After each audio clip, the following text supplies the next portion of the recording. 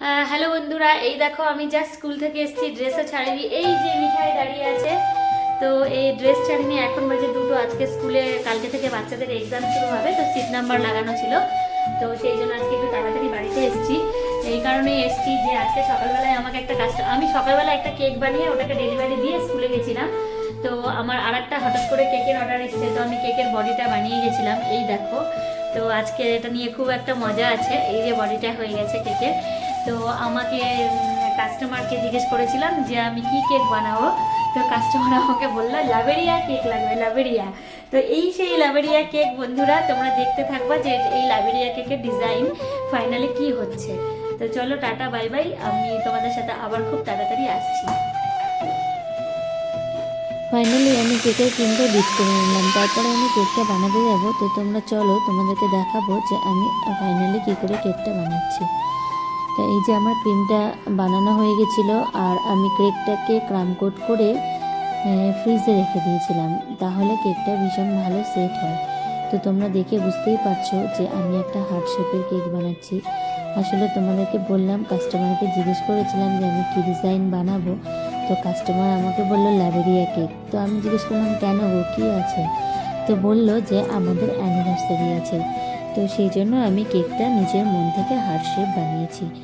তো বন্ধুরা, এই কাজটা করতে করতে আমার এই কাজটার প্রতি না একটা ভালোবাসা জন্মে গেছে। আমাকে অনেকেই জিজ্ঞেস করে যে তুই চাকরি করিস, দুটো বাচ্চা, সংসার, এত কিছু সামলে আবার কেক বানাস, তোর এত কিসের টাকার দরকার? অ্যাকচুয়ালি আমি এই কাজটা না বন্ধুরা শখে করি, আমার ভালো লাগে তাই করি।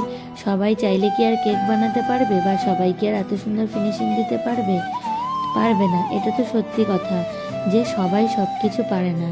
তো ভগবান আমাকে আমার মধ্যে এই গুণটা দিয়েছে, তাই আমি এই গুণটা নিয়ে কাজ করতে ভালোবাসি। তো তোমরা দেখো বন্ধুরা যে আমি কি করে কেকটা বানাচ্ছি। তো এই যে দেখছো ফুলগুলো দিচ্ছি, এটা হচ্ছে ফন্ডেন্ট দিয়ে আমি আগে তৈরি করে রেখেছিলাম। তো এই ফুলগুলোকে আমি এখন সুন্দর করে বসিয়ে দিচ্ছি, যেন কেকটাকে দেখতে খুব সুন্দর লাগে। আর সত্যি বন্ধুরা, আজকে কেকটা খুব সুন্দরই হয়েছিল। আর কেক সবসময় ধৈর্য নিয়ে, পেশেন্স নিয়ে বানাতে হয়।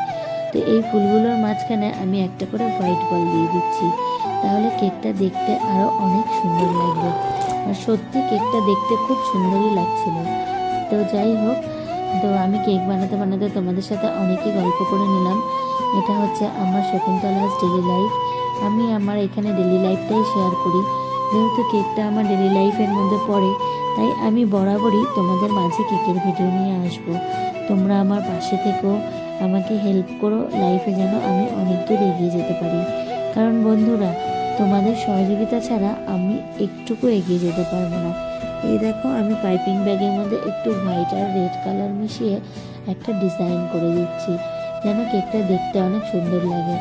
আর সত্যি কেকটা দেখতে খুবই সুন্দর লাগছিল। তো ফাইনালি আমার কেকটা একদম হয়ে গেছে। তো এই দেখো, তোমরা এবার দেখে নাও যে ফাইনাল লুকটা কী হচ্ছে। তো আজকে এই অবধি বন্ধুরা, আমার পরবর্তী ব্লগে তোমাদের সাথে আবার দেখা হবে।